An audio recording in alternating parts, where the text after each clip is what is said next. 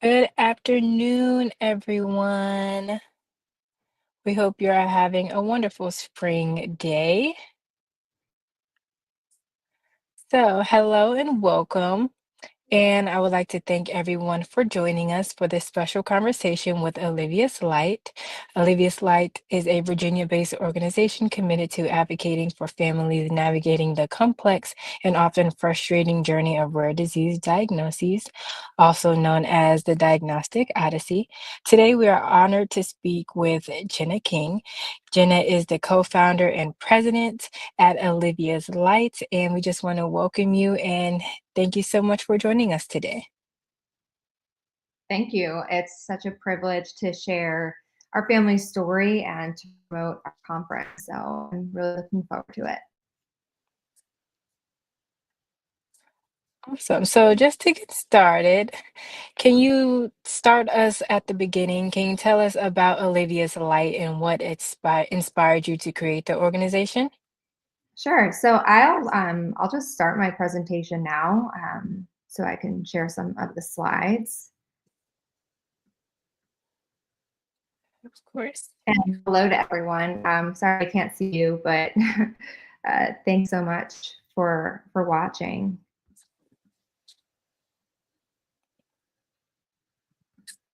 And while we wait, I will put the Olivia's Light website in the chat so that everyone watching from home can check out her website and learn more about the upcoming conference.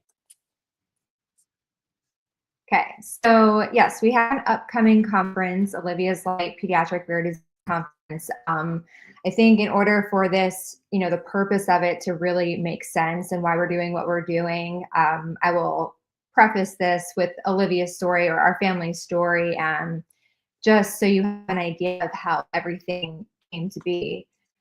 So this is our little family. That's my husband, Ben, that's Olivia, and that's Luca, my son.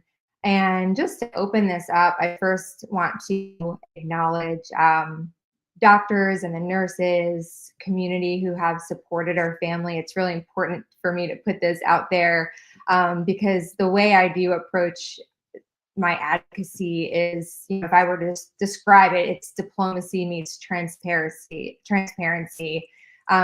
We went through a difficult experience.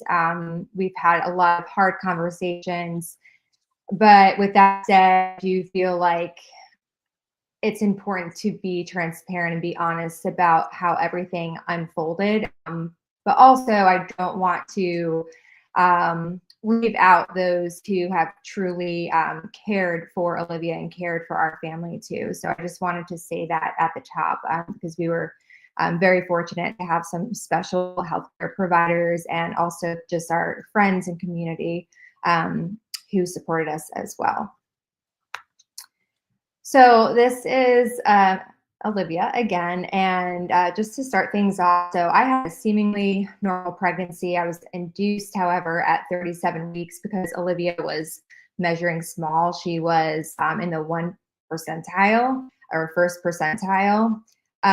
So that was an emergency induction, and then we thought she was just small and completely fine. But then a few hours after birth, we sent her to the nursery just because it was a long night, wanted some rest. That was the safest place for her to be while my eyes were closed.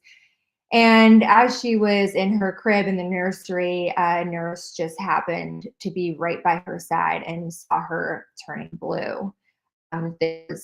She described it as seizure-like activity. And then we also noticed that she had a small head. She had abnormal oxygen saturation levels. Her oxygen saturation was dipping into the low 60s. For normal healthy people, it should be about like between 87 and 100. So that was really scary. And then so she was rushed from Martha Jefferson in Charlottesville to VCU. The reason why we didn't go to UVA is because there weren't any beds for us, so we had to go to Richmond.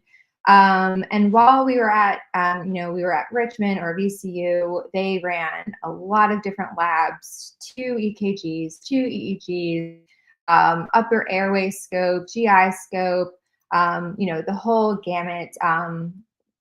Even, saw so many different specialists, some who were very reassuring. I remember a nurse practitioner there, 20 years. She looked at Olivia and she said, "Oh yeah, she'll be discharged in 72 hours." But it just, none of this was really making sense because she was having bradycardia events where her heart rate was just dipping really low, and also her oxygen saturation was unstable.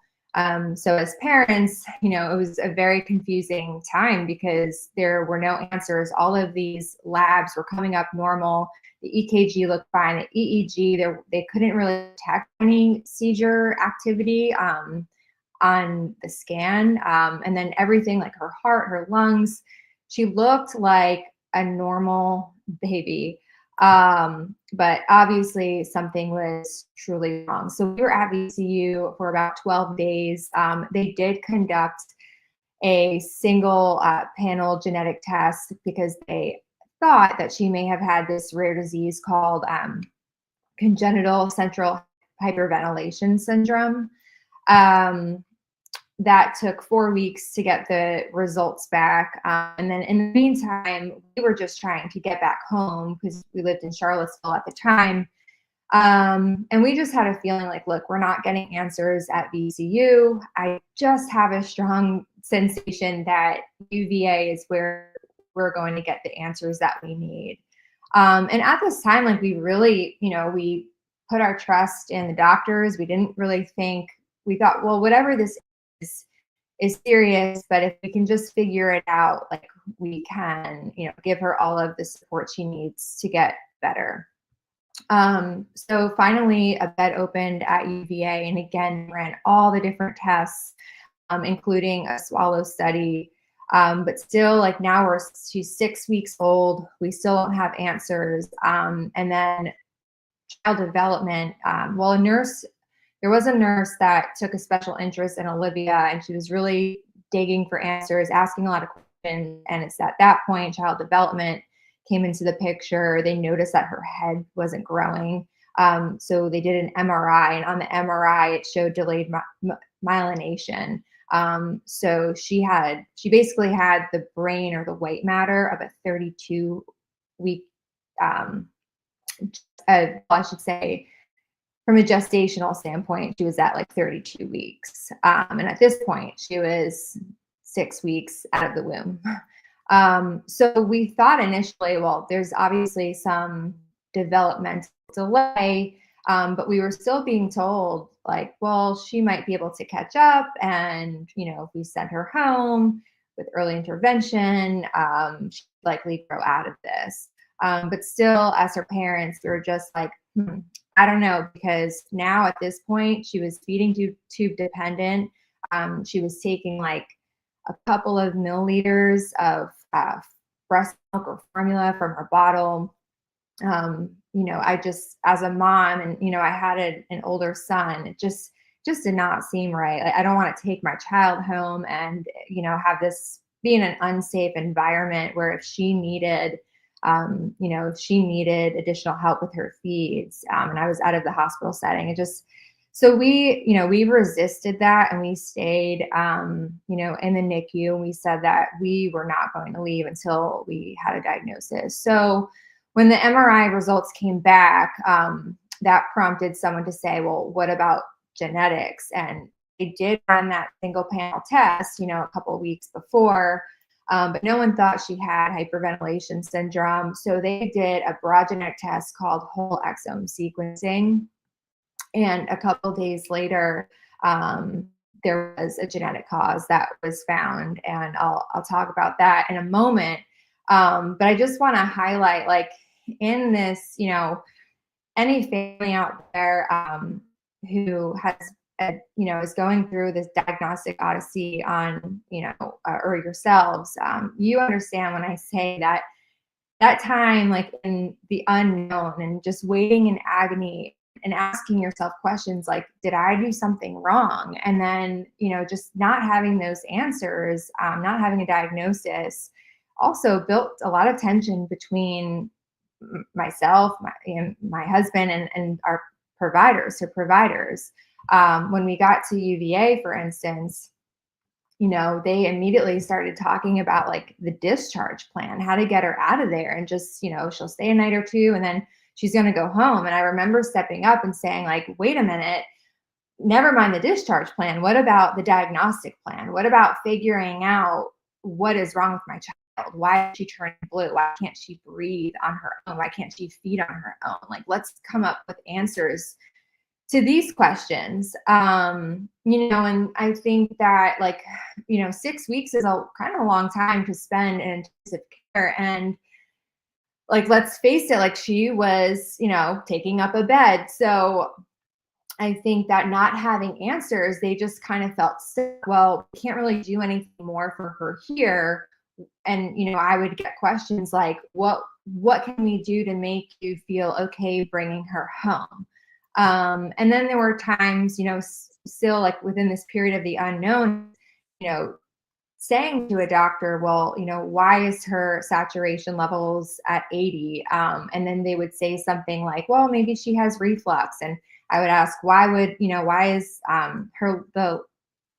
is there discoloration around her lips? Why is her face blue? Oh, like, it might be the lighting. And, again, like, not having a clinical background myself, all we could really say, like, as your child's advocate, is this is just not good enough. And I think part of what I do and what with Olivia's Light is I often think of parents who are not able to attend, their child's bedside every day. Maybe they live 2 hours, outside of Charlottesville or the city, and they don't have this immediate access to the hospital like we did. We lived right in town. So then, part 2 of Olivia's story is, receiving a call from my daughter's geneticist, Christina Peruca at UVA, who is fantastic. As soon as she came into the picture, we got answers. And she let us know it was every parent's worst nightmare, but Olivia had a condition called EEF1A2 related neurodevelopmental disorder. And basically, she was producing toxic proteins, and it impacted everything, movement, just how her brain functioned. Her brain basically wasn't telling her body to breathe. Her prognosis, there are many different variants of this condition. There's actually a pretty large spectrum, and she was at the most severe end of the spectrum.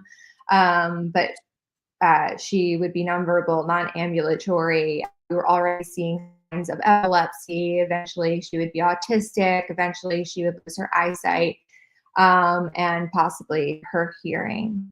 And then when I received this call, I was actually in the hospital right next to Olivia. And I remember thinking, like, looking at her, just not so much sorry for myself at all, but just feeling kind of helpless in the way that, like, well, now what? I just knew that the way that people would even look at her would change, right? They would start to label her as disabled or incapable. And as a mom, that just, it broke my heart. And I just, made a promise to myself right then, like, knowing my daughter would never be able to speak for herself. We also didn't know the life expectancy at this point. But knowing she would never be able to speak at this point, I felt like it was now my job to advocate for her, and for children like her, and for families like ours. And that was when really what sparked the idea to establish Olivia's Light. So with a lethal diagnosis, some people might say, like, well, they're going to die anyways. What's the point of a diagnosis? But there are true benefits of having answers. First of all, it immediately changed the way Olivia was perceived and treated. Finally, it was like she was understood. They were no longer trying to like kick us out of the hospital, but it was like, okay, well, now you guys, like whatever you need, we're here for you, like rolling out the red carpet. Truly an amazing response from UVA. And now we no longer had to convince providers that something was wrong, and we were working together as a team because we all were on the same page, and we were able to give her the support that she needed. And as parents and providers, we were able to make informed, confident decisions instead of guessing the diagnosis and guessing whether she needs a feeding tube or a G tube or other interventions. We now could confidently make those decisions. And then we had access to high-level support. We were then connected to other EF1A2 families, and we could see like, what are you guys doing for, are you using certain medications for pain management or, for seizures? Also, she immediately qualified for Medicaid waivers. So we had all medical equipment, skilled nurse, at-home nursing, which saved us from financial devastation. She qualified for palliative care, and they were great once we finally made the transition to home. And then eventually, Olivia did, she was on the decline and qualified for hospice. So this is just part 4, and just wrapping things up. We finally were able to take Olivia home for 7 weeks, where we loved on her, integrated her into our daily lives. This is not quite like the COVID era, but sort of like, maybe like a year after. So her brother Luca wasn't able to meet her yet. So he finally, got to meet his baby sister. And, maybe like a month after Olivia came home, we saw her, she continued to have these blue spells more and more often. And hospice came in the picture, and we were just, preparing ourselves for what was to come, realizing that even though there was no like life expectancy determined, but we knew that the time was soon. And we were in a position where we were able to just support her to the best of our abilities.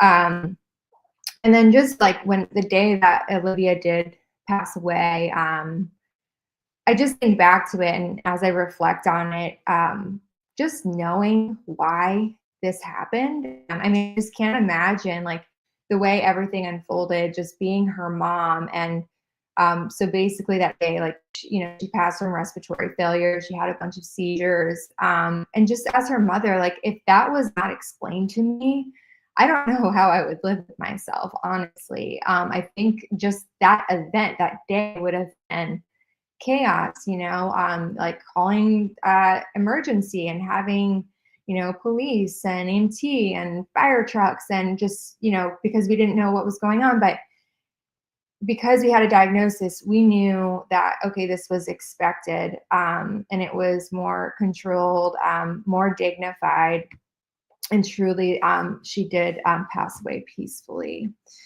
And then, this leads us to Olivia's legacy, Olivia's light. Also, Olivia's condition was spontaneous. It was a spontaneous mutation. It was not inherited. Because we knew that, we had the confidence to continue to grow our family. Up in the right, upper right corner is Holly. That was Holly just a few months old, but now she's a year and a half. She's healthy. She's thriving. We're totally in love with her. And then, it paved the way also for Olivia's Light Pediatric Rare Disease Conference. And just, final comments, like thinking back to like what I would want to see just from our story is help end the diagnostic odyssey for patients by utilizing whole exome or whole genome sequencing as a first diagnostic tool, right? Like, so if you're a heart patient or a lung patient, or if you have an infection, why is it that, this kind of testing is done automatically, right? It's a first tier diagnostic tool when you go to the hospital. But if you have a genetic condition, then why is that not a first tier diagnostic tool? And it should be the standard of care. And also as an outpatient, if there are patients with autism and epilepsy and cerebral palsy who might not know why, or the cause of it. And it's not always genetic, but still, as a parent, I would want to know if there was a genetic cause. And I just named a bit of benefits as to why that would be. And I know that, 6 weeks, it doesn't necessarily sound like a long time compared to patients or, children or young adults or adults who have done, or have been living in the unknown for literally decades. But it used to be an excuse that, when technology didn't exist, like, okay, it's the excuse that there was no way to do this, to find out the answers, but it's not an excuse anymore. Having a medically complex child, having a child with a rare disease, you're pretty much like, this is a whole new blueprint. And that's so complicated, and just live that kind of lifestyle and taking care of your child and, just living a life as a family is super complicated. The diagnosis needs to be the easy part. And it's a, 30-second buccal swab, buccal swab, or a blood test. It's fast. They're rapid. You can get results back in like 3 to 5 days now. And the last thing I want to see is, larger genetics teams and more subspecialists conducting exome and genome sequencing. Waitlists are way too long. If you have a child with autism or epilepsy, cerebral palsy, you know what I mean by this. You're waiting, a year and a half to see a developmental pediatrician and neurologist, and then just to hear them say, oh, well, now, we're going to refer you to genetics, but then it's a year-long wait list for that too. So having subspecialists conduct these tests allows for, equity and accessibility to the testing. So that brings us to the conference. Parents and advocates are welcome. I will say that this is a real medical conference for doctors. We're offering doctors C credits. We have a whole planning committee. I'm one of the course directors alongside a neonatologist at UVA, David Kaufman. He was Olivia's former primary attending doctor, know him really well. And, how this really came about is when I circled back to a neonatologist at VCU, I had asked her point blank, why did you guys run that single panel test? Why, did you not go with the whole exome sequencing? Because that wasted a ton of time. And her answer was, to be honest with you, I just had no idea that the test existed. And I truly appreciate her transparency, because it made me realize that there is a need for, for additional education. There's a lack of awareness here. So we created this whole conference. We have guest faculty we have faculty from UVA, also have guest faculty from Nemours Children's Hospital, Nationwide Children's Hospital, Wake Forest, Duke, Cincinnati Children's, UNC Chapel Hill. This is an all-star cast of experts within rare disease, and we have a whole planning committee with UVA and CHKD faculty, as well as VCU faculty as well. And then here is just a rundown of our agenda. Our keynote speaker is a neonatologist and geneticist out of Nationwide Children's, Bimal Chowdhury. He's exceptional. We have a geneticist from Duke who's talking about,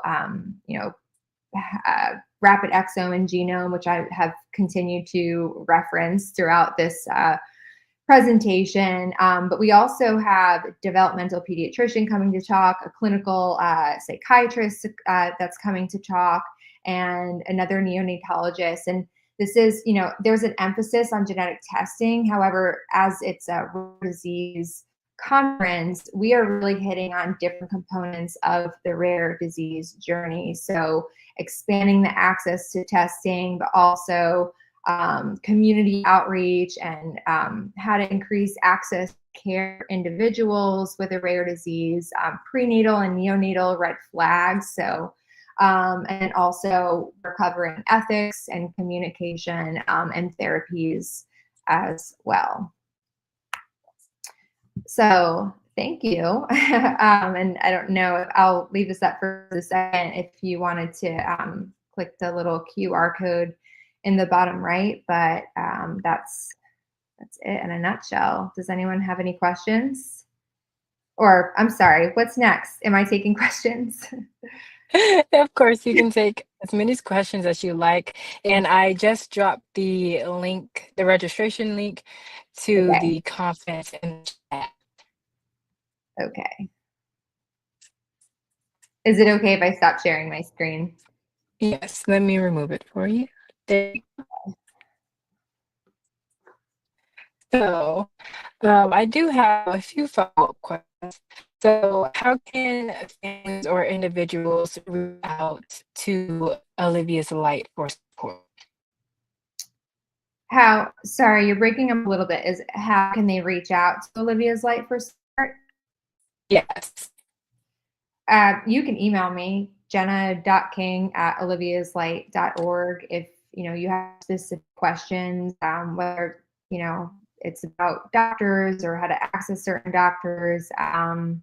You can come to the conference, and there's a networking reception at the end of day one, and that's really the idea of that is let's have conversations with providers and share your own experience with them and ask them tap into different resources. But you can also email me, reach out to me with whatever questions that you have, and I'll do my best to support you and answer those questions.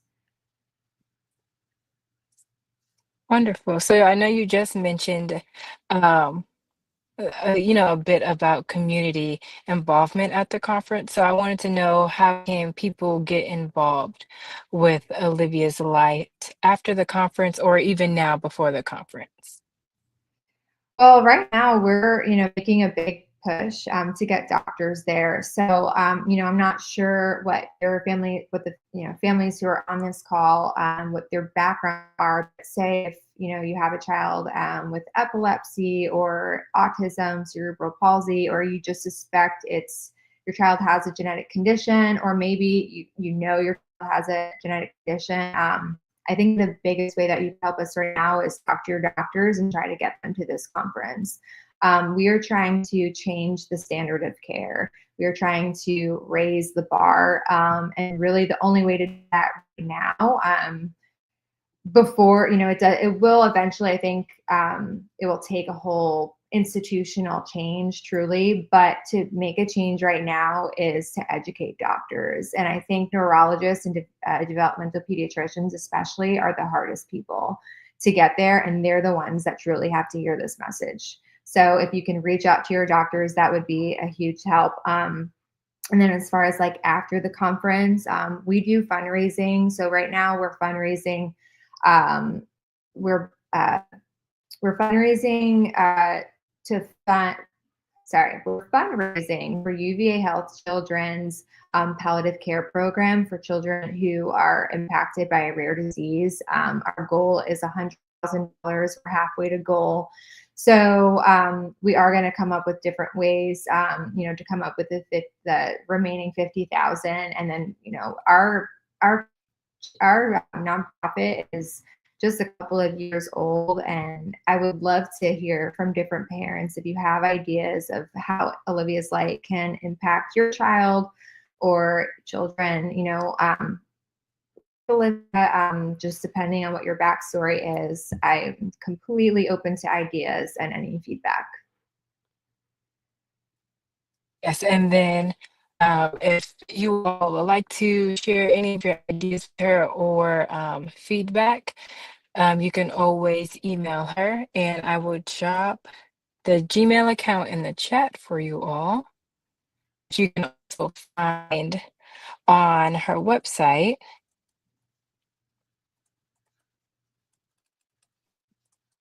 as well.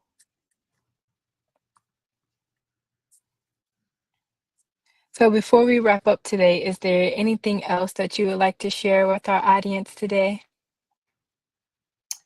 I I mean, I wish I knew who. I sorry I can't see you all. I wish I knew who was out there. I just hope that my daughter, she passed away, but my personal fight, it just didn't feel like it was over, and I felt like with all of the information that I had learned and all of the education that I acquired from that experience, it was so hard to walk away from it all, like it never happened. So I hope that I can just offer hope for, your child and your family, with answers. I think it can make a big difference. Also, Olivia, sure, she did have a life-threatening illness, but in some cases, maybe it's not that way. Maybe it could be a diagnosis could be life-saving. Maybe a diagnosis can mean that with early intervention, your child could live a fuller life with that's high quality.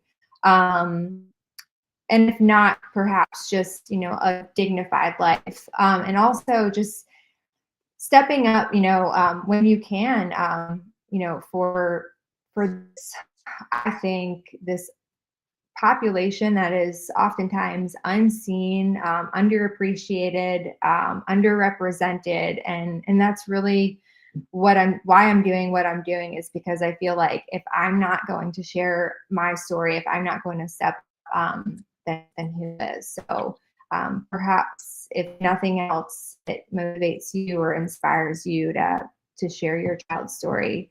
Um, yeah, and we could all make a difference. So. Thank you so much, Jenna, for sharing your time and your heart with us. And thank you to Olivia's Light for being a beacon of hope for so many. We definitely look forward to your conference, and we hope that you have an amazing turnout and definitely help our providers and our families.